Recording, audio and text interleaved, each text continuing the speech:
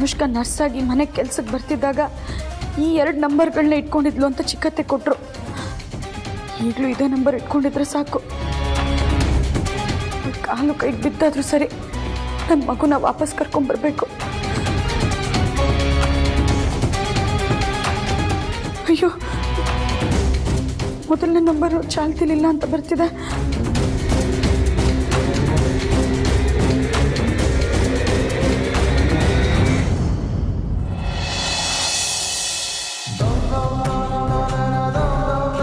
ದೇವ್ರೆ, ನನ್ನ ಆದಿ ಪಾರ್ವತಿ ಮಗುನಂತೂ ನೀನು ನಮಗೂ ಉಳಿಸ್ಕೊಡ್ಲಿಲ್ಲ. ನಿನ್ನಂತರ ಕರೆಸ್ಕೊಂಡ್ಬಿಟ್ಟೆ. ಪ್ರೀತು ಜನನಿ ಮಗುನಾದ್ರೂ ನಮಗೋಸ್ಕರ ಬಿಟ್ಕೊಡ್ಬೋದಲ್ವಾ? ಅದು ನಮ್ಮ ಮಗು, ನಮ್ಮ ವಂಶದ ಕುಡಿ. ಅದರ ರಕ್ಷಣೆ ನಿನ್ನ ಜವಾಬ್ದಾರಿನಪ್ಪ ದೇವ್ರೆ.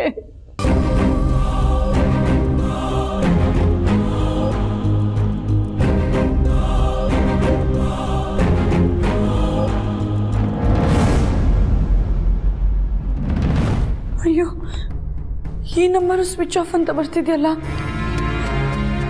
ಅಯ್ಯೋ ದೇವ್ರೆ, ನನಗೇನಪ್ಪ ಮಾಡಲಿ?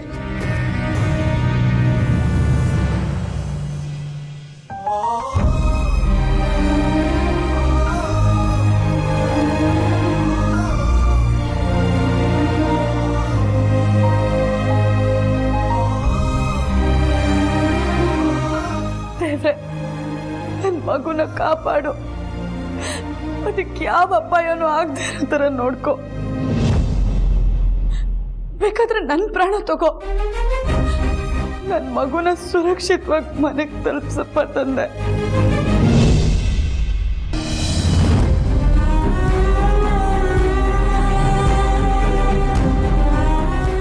ಆದಷ್ಟು ಬೇಗ ನಮ್ಮ ವಂಶದ ಕುಡಿ ಕ್ಷೇಮವಾಗಿ ನಮ್ಮ ಮನೆಗೆ ಬಂದು ಸೇರೋ ಹಾಗೆ ಮಾಡಪ್ಪ. ಕಡೆ ಪಕ್ಷ ಮಗು ಸುರಕ್ಷಿತವಾಗಿದೆ ಅನ್ನೋ ಒಂದು ಸೂಚನೆನಾದ್ರೂ ನಮ್ಮಲ್ಲಿ ಯಾರಿಗಾದ್ರೂ ಒಬ್ರಿಗಾದ್ರೂ ಕೊಡಪ್ಪ.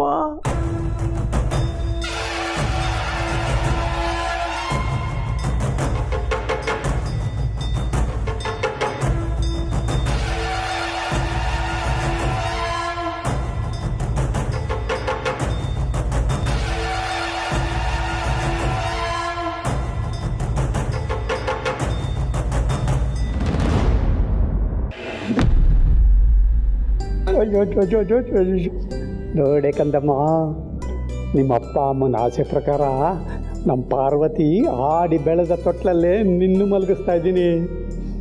ಇದರಿಂದ ನನಗೆ ಎಷ್ಟು ಖುಷಿ ಆಗ್ತದೆ ಗೊತ್ತೇನೆ ಪುಟ್ಟಮ್ಮ. ಇನ್ಮೇಲೆ ಇದರಲ್ಲಿ ನೀನು ಇಲ್ಲಿರೋವರೆಗೂ ಬೆಚ್ಚಗೆ ಮಲ್ಕೊಂಡು ನಿದ್ದೆ ಮಾಡ್ಬೋದು.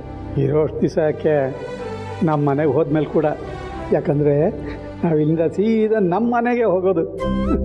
ಇರು ಇರು, ನಿನಗೆ ಬಿಸಿ ಬಿಸಿ ಬೆಚ್ಚಗೆ ಹಾಲು ಕಾಯಿಸ್ಕೊಡ್ತೀನಿ, ಕುಡಿದ್ಬಿಟ್ಟು ಆಮೇಲೆ ಮಲ್ಕೊಳ್ಳಿ ಮತ್ತೆ. ಹಾಂ,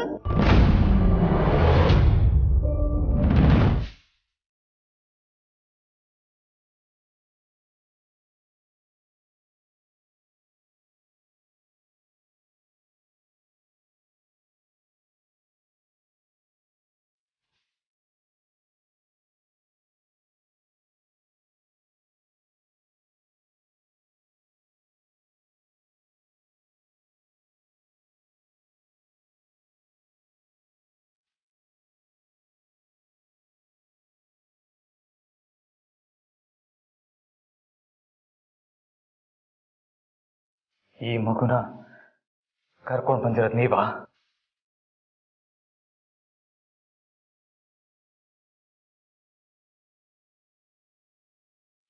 ಸಾರ್ಥಿ ನಿಮ್ಮನ್ನೇ ಕೇಳ್ತಾ ಇರೋದು. ನೀವು ಅಮ್ಮನ ಹತ್ರ ಊರಿಗೆ ಹೋಗ್ತೀನಿ ಅಂತ ರಜೆ ತಗೊಂಡಿದ್ದು ಜನನಿ ಮಗುನ ಎತ್ಕೊಂಡ್ಬರೋದಕ್ಕ? ನಿಮ್ಗೆ ಮಗು ಕಳೆದೋಗಿರೋ ವಿಷಯ ಗೊತ್ತಾಗಿ ತಡ್ಕೊಳಕ್ಕಾಗದೆ ಒಂದೇ ದಿನಕ್ಕೆ ವಾಪಸ್ ಬಂದ್ರಿ ಅಂತ ನಾನು ಪಾರ್ವತಿ ಮಾತಾಡ್ಕೊಳ್ತಾ ಇದ್ವಿ. ಆದ್ರೆ ನೀವು ನಮ್ಮ ಅವಸ್ಥೆನ ಕಣ್ಣಾರೆ ನೋಡೋದಕ್ಕೆ ಅಲ್ಲಿಗೆ ಬಂದಿದ್ದು ಅನ್ಸುತ್ತೆ ಅಲ್ವಾ? ಇಡೀ ಅರಸನ್ ಕೋಟೆಯಲ್ಲಿ ಎಲ್ರೂ ಮಗು ಕಾಣಿಸ್ತಿಲ್ಲ ಅಂತ ಒದ್ದಾಡ್ತಾ ಇದ್ದಾರೆ. ನಿಮ್ಮ ಮಗಳು ಪಾರ್ವತಿ ಕೂಡ. ಅಂಥದ್ರಲ್ಲಿ ಅದು ಹೇಗೆ ಅಮಾಯಕನ ಥರ ನಡ್ಸೋದಿಕ್ಕೆ ಸಾಧ್ಯ ನಿಮಗೆ? ಅಲ್ಲಿ ಮಗುಗೋಸ್ಕರ ಜನನಿ ಹಂಬಲಿಸ್ತಾ ಇದ್ದಾಳೆ. ಕೊಡಿ ಮಗನ.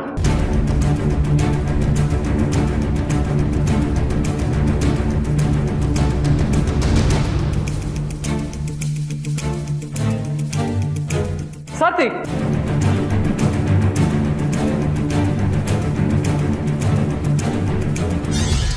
ಏನ್ ಮಾಡ್ತಾ ಇದ್ದೀರ ಅನ್ನೋ ಅರಿವಾದ್ರೂ ಇದೆ ನಿಮಗೆ? ಅರಸನಕೋಟೆ ಸೇವಕ ನಾನು. ಅರಸನಕೋಟೆ ನೆಮ್ಮದಿಗೋಸ್ಕರ ಏನ್ ಬೇಕಾದ್ರೂ ಮಾಡ್ತೀನಿ ಅಂತ ಹೇಳ್ತಿದ್ದ ಸಾತಿ ನೀವೇನಾ? ನನಗಪ್ಪ ಅಮ್ಮನಷ್ಟೇ ಸತ್ಯ ನಿಷ್ಠೆ ದಾರಿ ಹೇಳ್ಕೊಡಿ ಸಾತಿ ನೀವೇನಾ? ಅಮ್ಮ ನಿಮ್ಮ ಮೇಲೆ ಎಷ್ಟು ನಂಬಿಕೆ ಇಟ್ಟಿದ್ರು, ಆದ್ರೆ ನೀವು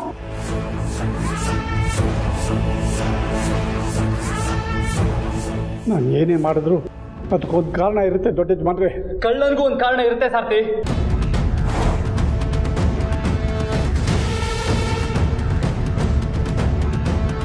ಆದ್ರೆ ನಾವು ಕೊಡೋ ಕಾರಣ ಎದುರಿನವರು ಗೌರವಿಸೋ ಥರ ಇರಬೇಕು. ನಿಮ್ಮ ಥರ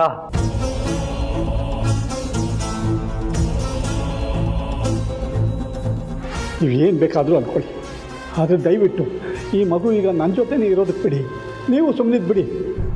ನಿಂದ ಅರಸನಕೋಟೆಗೆ ಯಾವ ದ್ರೋಹನೂ ಆಗ್ತಿಲ್ಲ. ಆದರೆ ಅದು ಹೇಗೆ ಎತ್ತ ಅಂತ ಈಗ ಹೇಳೋಕ್ಕಾಗಲ್ಲ. ಒಂದೊಂದು ದಿವಸ ಅದ್ರ ಸತ್ಯ ಏನು ಅಂತ ನಿಮಗೆ ಗೊತ್ತಾಗುತ್ತೆ ದೊಡ್ಡ ಯಜಮಾನ್ರೆ. ಇಂಥ ಕೆಲಸ ಮಾಡಿ ಸಮಜಾಯಿಸಿ ಬೇರೆ ಕೊಡ್ತಾ ಇದ್ದೀರಾ. ಹಾಗಲ್ಲ ದೊಡ್ಡ ಯಜಮಾನ್ರೆ. ಮಾತಾಡ್ಬಿಡಿ ನೀವು. ನಿಮ್ಮಿಂದ ನಾನಿಟ್ಟು ನಿರೀಕ್ಷೆ ಮಾಡಿರಲಿಲ್ಲ. ನಿಮ್ಮ ನಿಜ ರೂಪ ಏನು ಅಂತ ಗುರುತಿಸೋದ್ರಲ್ಲಿ ನಾವೆಲ್ಲ ಹೇಗೆ ಎಡವಿದ್ವಿ ಅಂತ ನನಗೆ ಇನ್ನೂ ಗೊತ್ತಾಗ್ತಾ ಇಲ್ಲ. ಇನ್ನೂ ನಿಮ್ಮ ಹತ್ರ ಮಾತಾಡ್ತಾ ನಿಲ್ಲೋದೇ ತಪ್ಪು. ನನ್ನ ಹತ್ರ ಯಾವತ್ತೂ ಮಾತಾಡ್ಬಿಡಿ. ಕೊಡಿ ಮಗುನ. ದೊಡ್ಡ ಯಜಮಾನ್ರೆ,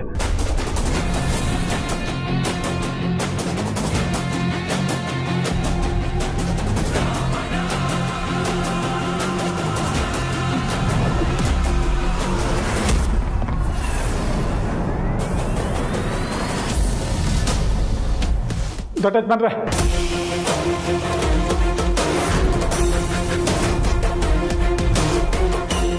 ಬೇಡಿ ದೊಡ್ಡ ಯಜಮಾನ್ರೆ, ಮಗುನ ಜನನಿಗೆ ಒಪ್ಪಿಸ್ಬೇಡಿ. ಮತ್ತೆ ನಿಮ್ಗೆ ಒಪ್ಪಿಸ್ಬೇಕಾ? ಈಗಲೂ ಈ ಮಾತನ್ನು ಹೇಳ್ತಾ ಇದ್ರಲ್ಲ, ನೀವು ಮನ್ಸಾದ್ರೂ ಹೇಗೆ ಬರ್ತಾ ಇದೆ? ಅರಸನಕೋಟೆಯವ್ರು ಕಣ್ ತಪ್ಪಿಸಿ ಮಗುನ ಎತ್ಕೊಂಡ್ ಬಂದಿದ್ದೀರಾ ಅಂದ್ರೆ ನೀವು ನನ್ಗೆ ಈಗಲೂ ನಂಬೋದಕ್ಕೆ ಆಗ್ತಾ ಇಲ್ಲ. ಆದ್ರೆ ನಮ್ದು ಇರೋದಕ್ಕೂ ಆಗಲ್ವಲ್ಲ, ಯಾಕೆಂದ್ರೆ ಸಾಕ್ಷಿ ಕಣ್ ಮುಂದೆ ಇದೆಯಲ್ಲ. ನಾನು ನಂಬಿದ ಸಾರ್ಥಿ, ನಮ್ಮ ಅಪ್ಪ ಅಮ್ಮನಷ್ಟೇ ಗೌರವಿಸ್ತಿದ್ದ ನನ್ನ ಸಾರ್ಥಿ ಇಂಥ ಒಂದು ತಪ್ಪು ಕೆಲಸ ಮಾಡಿದ್ದಾರೆ ಅನ್ನೋದನ್ನ ನನಗೆ ಅರಗಿಸ್ಕೊಳ್ಳೋದಕ್ಕೆ ಆಗ್ತಾ ಇಲ್ಲ. ನಂಬಿದವರು ಕತ್ಕೊಯ್ದ್ರೆ ಆಗೋ ಆಘಾತನ ಯಾವತ್ತು ಚೇತರಿಸ್ಕೊಳಕ್ಕಾಗಲ್ಲ ಅಂತ ಹೇಳ್ತಾರೆ. ಅಂತ ಶಾಕಲ್ಲಿ ನಾನು ಇವಾಗಿದ್ದೀನಿ. ನಮ್ಮ ಇಡೀ ಕುಟುಂಬ ನಿಮ್ಮನ್ನ ಅತಿಯಾಗಿ ನಂಬಿತ್ತು. ಆದ್ರೆ ನೀವು ಇವತ್ತು ಅಂತ ನಂಬಿಕೆನ ಕಳ್ಕೊಂಡಿದ್ದೀರಿ. ಇನ್ಮೇಲೆ ನಾನಂತೂ ಈ ಮಗು ಮೇಲೆ ನಿಮ್ ನೆರಳು ಬೀಳೋದಕ್ಕೂ ಬಿಡಲ್ಲ. ದೊಡ್ಡ ಯಜಮಾನ್ರೆ, ಒಂದು ನಿಮಿಷ. ನಾನು ಈ ಮಗುನ ಜನನಿಗೆ ಕೊಡಬೇಡಿ ಅನ್ನೋದಕ್ಕೆ ಕಾರಣ ಇದೆ. ಏನು? ಏನ್ ಕಾರಣ?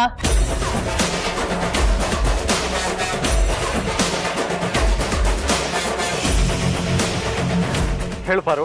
ಹಲೋ ಯಜಮಾನ್ರೆ, ಮಗು ಬಗ್ಗೆ ಏನಾದರೂ ಗೊತ್ತಾಯ್ತಾ? ಎಲ್ಲ ಗೊತ್ತಾಯ್ತು ಪಾರು. ಮಗು ಸಿಕ್ಬಿಡ್ತು.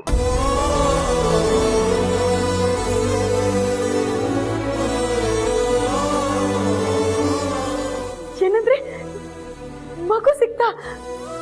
ನಿಜ ಹೇಳ್ತಿದ್ದೀರ ತಾನೆ? ಹೌದು ಪಾರು, ಈಗ ನಮ್ಮ ಮನೆ ಮಗು ನನ್ನ ಕೈಲೇ ಇದೆ.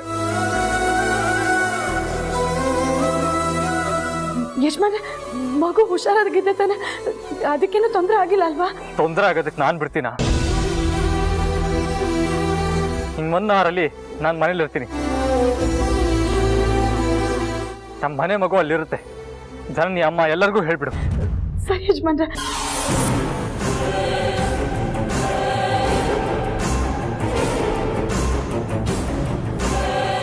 ದೊಡ್ಡ ಯಜಮಾನ್ರೆ, ಬೇಡ ಬೇಡ, ನನ್ನ ಮಾತು ಕೇಳಿ ದಯವಿಟ್ಟು ಬೇಡ. ನಾವು ವಾಪಸ್ ಕೊಡಿ ದೊಡ್ಡ ಯಜಮಾನ್ರೆ.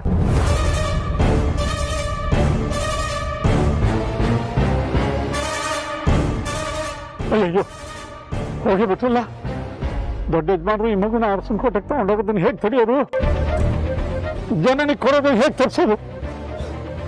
ಪಾರ್ವತಿ ಫೋನ್ ಮಾಡಿಲ್ಲ.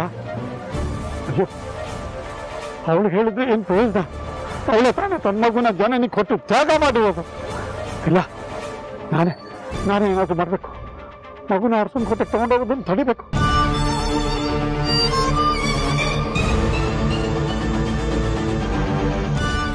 ಈ ಆಟ ಹೋಯ್ತಲ್ಲ, ಪಾರು ಅಂತ ಅದನ್ನು ಫಾಲೋ ಮಾಡಿ.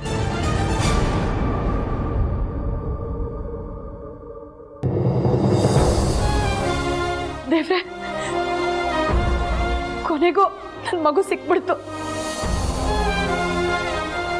ಅದು ಅವ್ರ ಅಪ್ಪನ ಕೈಲೇ ಸಿಕ್ಕಿದ್ದಾಳೆ. ಈ ವಿಷಯನ ಈಗಲೇ ಅತ್ತೆ ಮಗ ಜನರಿಗೆ ತಿಳಿಸ್ಬೇಕು.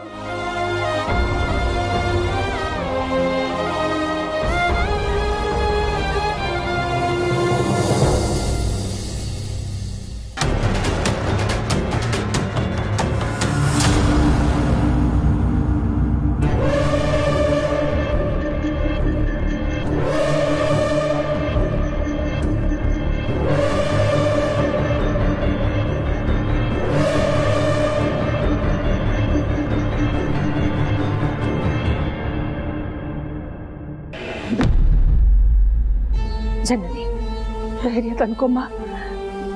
ನಾವು ಮಾಡೋ ಪ್ರಯತ್ನ ಎಲ್ಲ ನಾವು ಮಾಡ್ತಾ ಇದ್ದೀವಿ. ಮಗು ಸಿಗುತ್ತೆ ಕಂದ. ಅತ್ಯಮ್ಮ, ಜನನಿ, ಅತ್ಯಮ್ಮ, ಜನನಿ. ಏನಮ್ಮ ಪಾರ್ವತಿ? ಅತ್ಯಮ್ಮ, ನಾವು ನಂಬಿದ ದೇವ್ರು ನಮ್ಮ ಕೈ ಬಿಡ್ಲಿಲ್ಲ.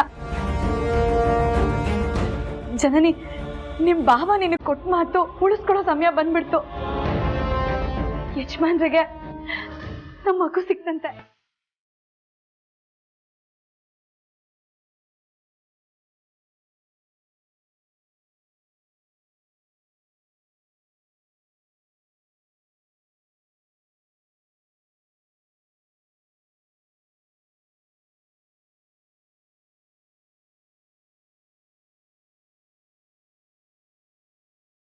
ಹೌದಾ? ಮಗು ಸಿಕ್ಬಿಡ್ತಾ? ಎಲ್ಲಿ ಸಿಕ್ತು? ಹೀಗೆ ಅದೆಲ್ಲ ಗೊತ್ತಿಲ್ಲ. ಯಜಮಾನ್ರು ಫೋನ್ ಮಾಡಿ ನನಗೆ ಮಗು ಸಿಕ್ತು ಅಂತ ಎಲ್ರಿಗೂ ವಿಷಯ ತಿಳಿಸ್ಬಿಡು ಅಂತ ಹೇಳಿ ಕಟ್ ಮಾಡ್ಬಿಟ್ರು.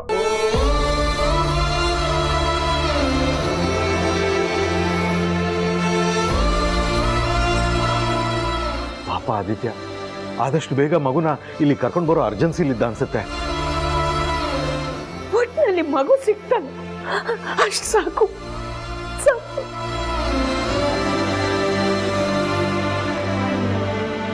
ಅದಕ್ಕೆ ನಾನು ಹೋಗಿ ಆರತಿ ಸಿದ್ಧತೆ ಮಾಡ್ಕೊಂಡ್ಬಿಡ್ತೀನಿ.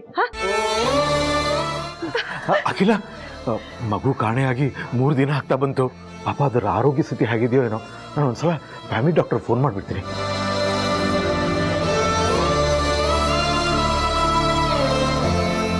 ನಾನು ಹಾಲು ಬಿಸಿ ಮಾಡಿ ಇಟ್ಟಾಗಿದೆ ಅತ್ತೆ. ಮಗು ಬರ್ತಿದ್ದ ಹಾಗೆ ಕುಡ್ಸೋದಷ್ಟೇ.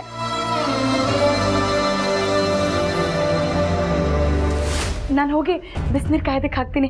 ಬರ್ತಿದ್ದ ಹಾಗೆ ಮಗುಗೆ ಸ್ನಾನ ಮಾಡಿಸಿ ಹಾಲು ಕುಡಿಸಿದ್ರೆ ಚೆನ್ನಾಗಿ ನಿದ್ದೆ ಮಾಡುತ್ತೆ.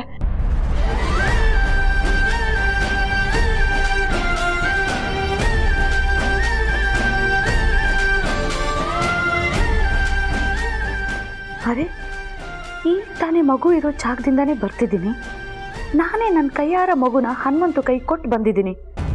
ಈ ಗ್ಯಾಪಲ್ಲಿ ಆದಿ ಕೈಗೆ ಮಗು ಸಿಗೋಕೆ ಹೇಗೆ ಸಾಧ್ಯ? ಬೇರೆ ಯಾವುದಾದ್ರೂ ಮಗುನ ನಮ್ದು ಅನ್ಕೊಂಡು ತರ್ತಿದ್ದಾನಾ?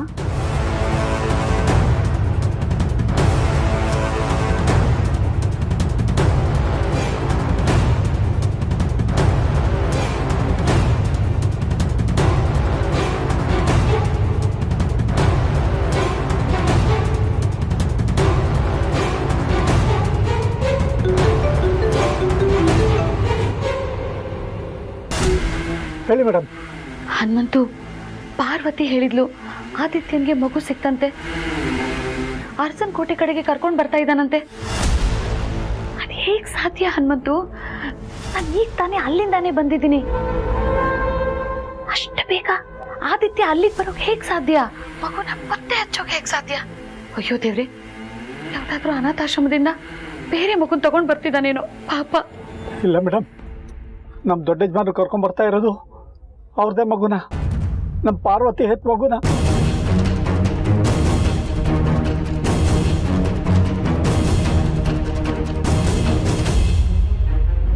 ರಮೇಶ, ಇವತ್ತು ಅರಸನ ಕೋಟೆಯಲ್ಲಿ ಹಬ್ಬದ ಸಂಭ್ರಮ.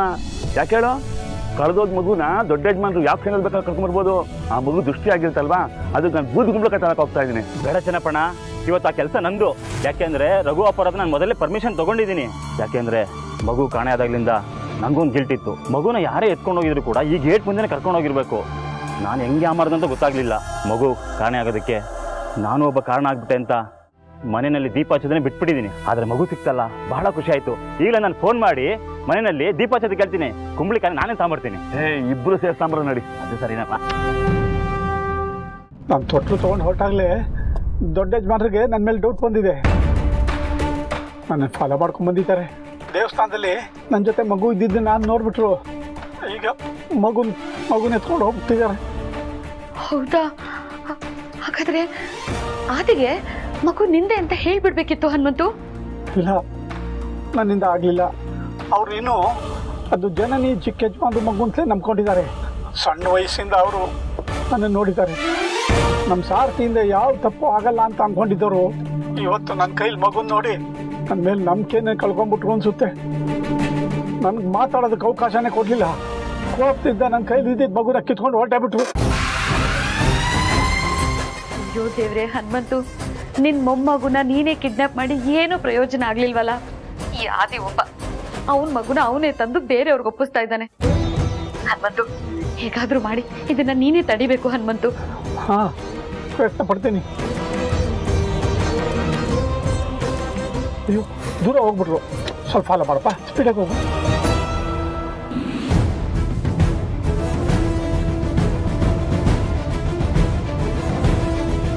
ಯಾಕಪ್ಪ, ಏನಾಯ್ತು? ನೋಡ್ತೀನಿ.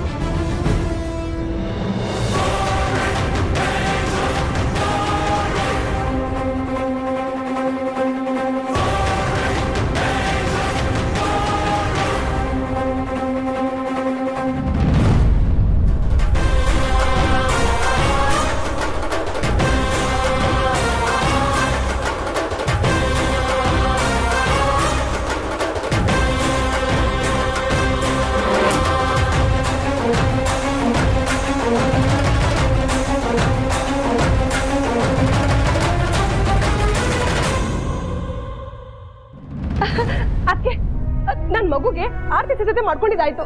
ಅಖಿಲ, ನಾನು ಫ್ಯಾಮಿಲಿ ಡಾಕ್ಟರ್ ಫೋನ್ ಮಾಡಿ ಬರಕ್ಕೆ ಹೇಳಾಯ್ತು. ಬಿಸಿನೀರು ಕಾಯ್ದಕ್ಕೆ ಹಾಕಾಯ್ತು. ಬಂದ್ಮೇಲೆ ನನ್ನ ಮಗುಗೆ ಹಾಲು ಬಿಸಿ ಮಾಡಿ ಬಾಟ್ಲಿಗೆ ಹಾಕಿಟ್ಟಿದ್ದಾಯ್ತಂತೆ. ಬರ್ತಿದ್ ಹಾಗೆ ಕುಡ್ಸೋದಷ್ಟೇ. ಆಮೇಲೆ ಈಗಲೇ ಹೇಳ್ತಾ ಇದೀನಿ, ಮಗು ಬರ್ತಿದ್ ಹಾಗೆ ನಾನ್ ಎತ್ಕೊಳ್ತೀನಿ. ನನ್ನ ಮಗಳು ಬರ್ತಿದ್ದ ಹಾಗೆ ನನ್ನ ಕೈಲಿ ಕೊಡಿ, ನಾನು ಎತ್ಕೊಳ್ಬೇಕು ಅಂತ ಯಾರು ರಿಕ್ವೆಸ್ಟ್ ಮಾಡ್ಕೊಳ್ಳೋ ಹಾಗಿಲ್ಲ. ಯಾರು ನನ್ನನ್ನು ಬಲವಂತ ಮಾಡೋ ಹೋಗಿಲ್ಲ. ಆ ಮಗು ಮೊದಲು ತನ್ನ ಹೆತ್ತ ತಾಯಿ ಹತ್ರನೇ ಹೋಗ್ಬೇಕು, ಅಂದ್ರೆ ನನ್ನ ಹತ್ರ ಬರ್ಬೇಕು.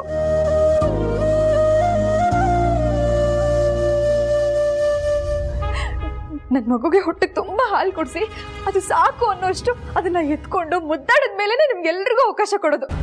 ಈಗಲೇ ಹೇಳಿದ್ದೀನಿ. ಸರಿ ಸರಿ, ಒಟ್ನಲ್ಲಿ ನಮ್ಮ ಮಗು ನಮ್ಮ ಮನೆಗೆ ಸುರಕ್ಷಿತವಾಗಿ ಬಂದು ಸೇರ್ತಿದ್ಯಲ್ಲ, ಸಾಕು. ಬಟ್ ಬ್ರೋ, ಇಷ್ಟೊತ್ತಾದ್ರೂ ಮಗುನ ಯಾಕಿನ ಕರ್ಕೊಂಬೋದಿಲ್ಲ? ಆದಿಗೂ ನಮ್ಮಷ್ಟೇ ಅವಸರ ಇರುತ್ತೆ. ಆದಷ್ಟು ಬೇಗ ಮಗುನ ಮನೆಗೆ ತಂದು ತಲುಪಿಸ್ಬಿಡ್ಬೇಕು ಅಂತ. ಆದ್ರೆ ಈ ಟ್ರಾಫಿಕ್ ಏನ್ ಕಡಿಮೆನಾ?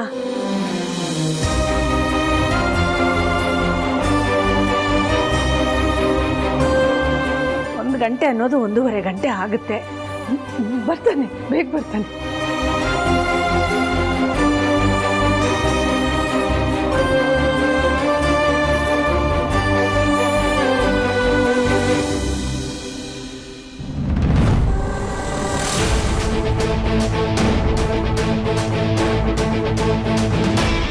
ಓ, ನಿಮ್ಮ ಟೆನ್ಷನ್ ಏನು ಅಂತ ನನಗೆ ಅರ್ಥ ಆಯ್ತು ಬಿಡಿ.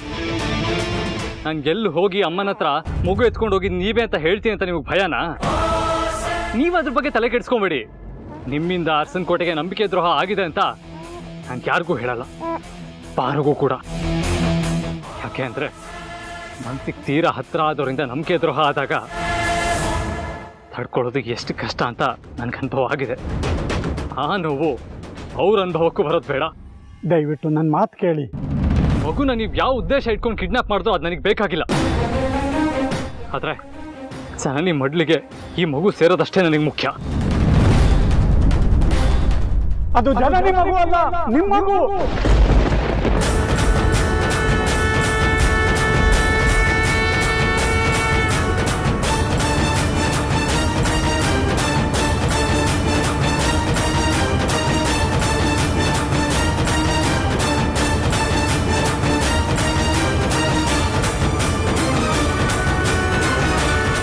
ಇದು ಪಾರ್ವತಿ ಜನ್ಮ ಕೊಟ್ಟ ಮಗು, ನನ್ನ ಮೊಮ್ಮಗು. ಅವಳು ಮಗುವಾಗೆ ಬೆಳಿಬೇಕು ಅಂತ ನಾನಿಷ್ಟೆಲ್ಲ ಬಡ್ದಾಡಿದ್ದು. ಅದಕ್ಕೆ ಈ ಮಗುನ ಹೊತ್ಕೊಂಡು ಹೋಗಿದ್ದು. ಸಾತಿ, ಯಾರ ಹತ್ರ ಸುಳ್ಳು ಹೇಳೋದು ಕಲ್ತ್ಕೊಂಡ್ರಿ? ಇದನ್ನ ಯಾರ ಹತ್ರ ಹೇಳಿದ್ರೆ ನಿಜ ಅಂತ ನಂಬಿಡ್ತಾರೆ. ಆದರೆ ನೀವು ಯಾಕೆ ನಿಜ ಅಂತ ನಂಬ್ತಿಲ್ಲ? ಸುಳ್ಳನ್ನ ಯಾಕೆ ನಿಜ ಅಂತ ನಂಬಬೇಕು? ನಾನು ಹೇಳ್ತಿರೋದು ಸುಳ್ಳಲ್ಲ, ಇದು ನಿಜವಾಗ್ಲೂ ನಿಮ್ಮ ಪಾರ್ವತಿಯ ಪ್ರೀತಿಯ ಸಂಕೇತ. ನಿಮ್ಮ ಪಾರ್ವತಿ ಮಗು ದೊಡ್ಡ ಯಜಮಾನ್ರೆ. ನಮ್ಮ ಮಗು ಯಾಕೆ ಜನನಿ ಮಗು ಆಗಿ ಅರ್ಪನಕೋಟೆ ಸೇರುತ್ತೆ? ನಿಮ್ಮ ಮರ್ಯಾದಿನ ಉಳಿಸ್ಕೊಳ್ಳೋದಕ್ಕೆ ಇಲ್ದೇ ಇರೋ ಕಥೆನೆಲ್ಲ ಕಟ್ಬೇಡಿ, ಇರೋ ಗೌರವವನ್ನು ಕಳ್ಕೋಬೇಡಿ. ಅಖಿಲ ಪಾದ ಸಾಕ್ಷಿಯಾಗಿ ಹೇಳ್ತಾ ಇದ್ದೀನಿ, ಅದು ನಿಮ್ಮ ಪಾರ್ವತಿ ಮಗು.